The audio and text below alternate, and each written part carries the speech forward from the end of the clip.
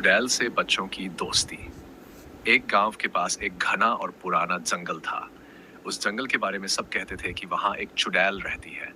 गांव के बच्चे जंगल के पास जाने से भी डरते थे।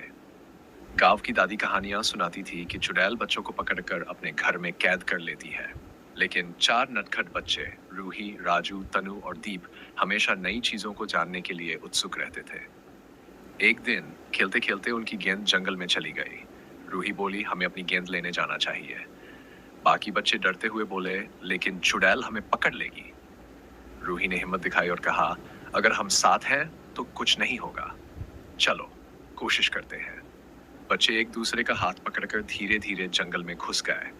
थोड़ी देर चलने के बाद उन्होंने देखा कि एक झोपड़ी के पास उनकी गेंद पड़ी है।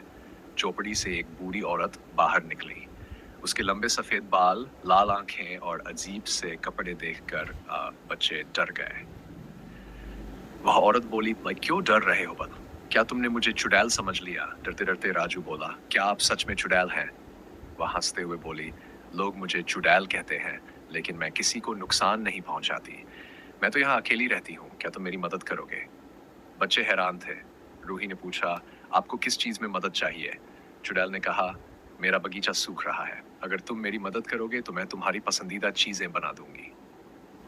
बच्चों ने चुड़ैल की मदद की। उन्होंने उसके बगीचे में पानी डाला, पौधों को सही किया और वहां फूल खिले।